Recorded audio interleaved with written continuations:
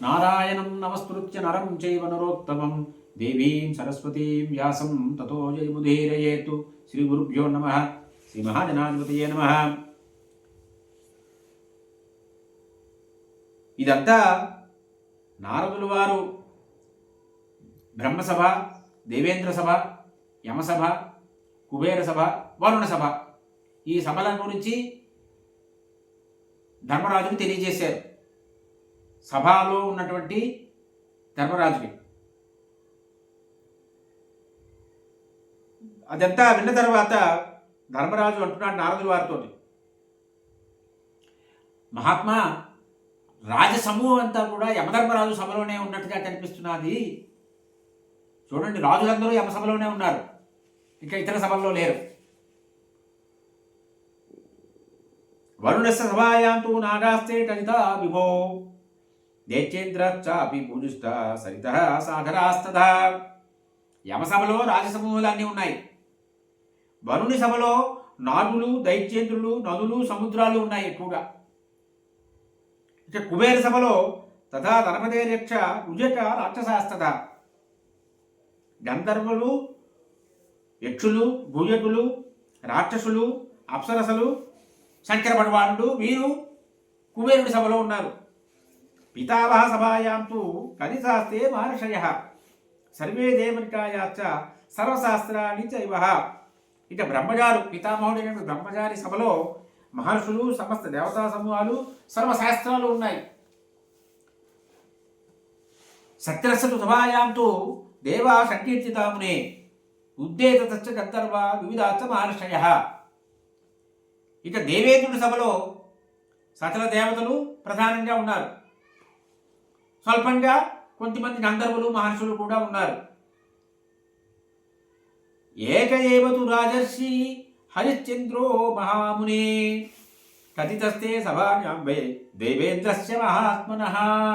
శ్రోత ఎలా ఉండాలంటే ధర్మరాజులా ఉండాలి. ఎంత నిశితంగా విన్నాడు, అన్నీ విన్నాడు, క్లుప్తంగా మళ్ళీ తను విన్నది చెప్పాడు. ఇప్పుడు ప్రశ్న అడుగుతున్నాడు. మహాత్మా, రాజర్షులందరిలోని కూడా హరిశ్చంద్రుడు ఒక్కడే దేవేంద్రుడు సభలో ఉన్నాడు. మిగిలిన రాజర్షులు, రాజులందరూ కూడా, సమూహం అంతా కూడా యమసభలో ఉన్నారు. ఒక్క హరిశ్చంద్రుడు ఇద్దరు సభలో ఉన్నాడు. కింకర్మతేనాచరితం తపోవా నీతవ్రతః ఏనాసో ససత్యేన స్పర్ధతే సుమాయసః.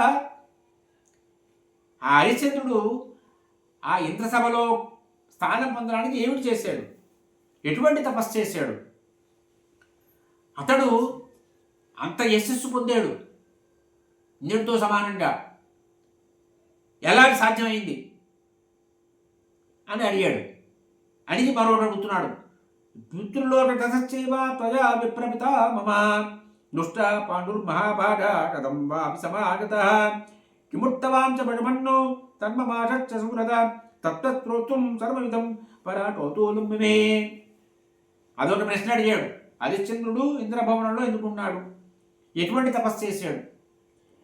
మీరు పితృలోకానికి వెళ్ళినప్పుడు అక్కడ మహానుభావుడైనటువంటి మా తండ్రి గారిని, పాండు మహారాజును చూశారా? ఆయన ఎలా కలిశారు? ఆయన చూసుంటారు మీరు. ఆయన ఏమన్నారు? ఆ విషయం కూడా నాకు దయతో తెలియచేయండి అని కోరాడు.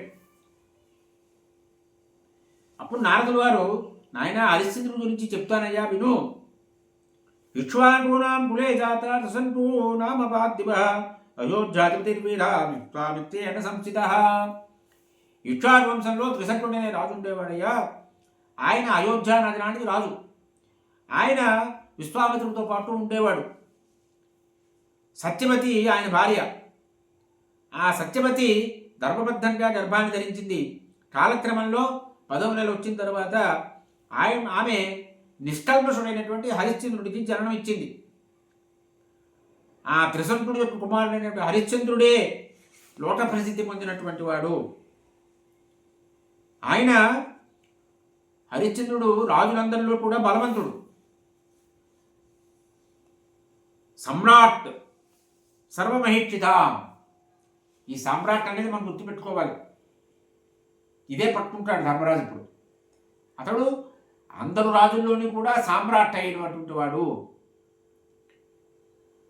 అంటే అతని ఆదేశాన్ని రాజులందరూ కూడా శిరసావహిస్తూ ఉండేవారు.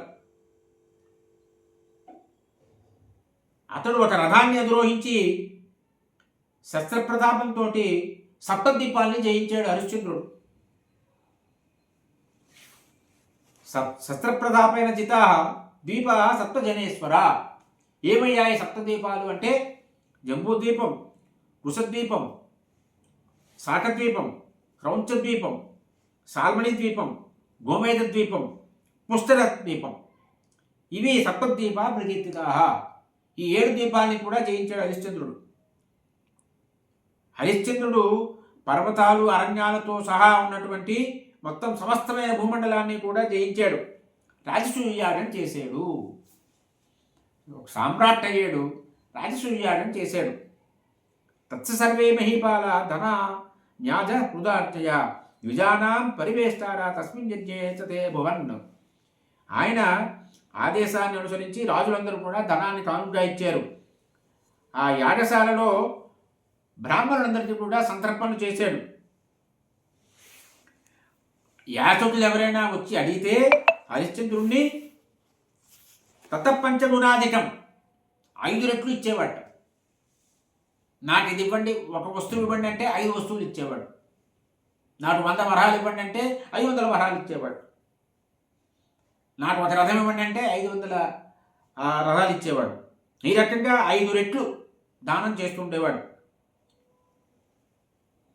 ఏదైతే యాగం చేస్తుంటాడో ఆ యాగం ముగుస్తున్నదన్న విషయంలో నానా దిక్కుల నుంచి వచ్చేవాటి బ్రాహ్మణులందరూ కూడా యాగ పరిసావంత సమయంలో వారందరికీ విరివిగా దానాలు చేస్తుండేవాడు. అందరినీ ధనం ఇచ్చి దానం చేసి సంతృప్తి పరుస్తుండేవాడు.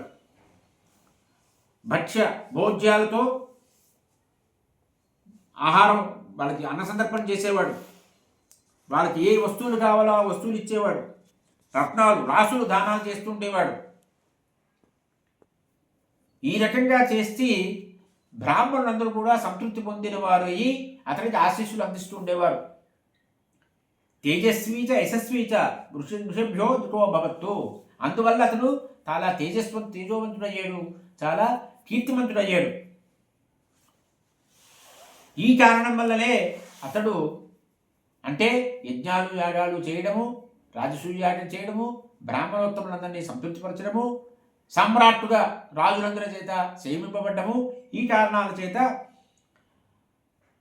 హరిశ్చంద్రుడు రాజసూయాగాన్ని ముగించిన తర్వాత సామ్రాజ్యాభిషేకం చేసుకున్నాడు. అభిషిక్త సుశభే సామ్రాజ్యాన్ని రాధిప. సామ్రాజ్యాభిషేకం అన్నమాట. అది మనం రాముల వారికి అందుకే సామ్రాజ్యాభిషేకం చేస్తాం. మిగిలిన వారు ఎవరికి ఉండదు అది. రాముల వారికి వారు సామ్రాజ్య పట్టాభిషేకం, మహాసామ్రాజ్య పట్టాభిషేకం చేస్తాము. ఇక్కడ హరిశ్చంద్రుడికి సామ్రాట్ అయ్యాడు కదా, సామ్రాట్ కాబట్టి సామ్రాజ్య పట్టాభిషేకం. అందరికీ చేయకూడదు సామ్రాజ్య పట్టాభిషేకం. ఎప్పుడూ కూడా యుద్ధరంగంలో ఎవరైతే వెన్ను చూపకుండా ఉంటాడో అతడు మరణించినా సరే హతోవా ప్రాప్తసే స్వర్గం అన్నారు గీతలో స్వామి.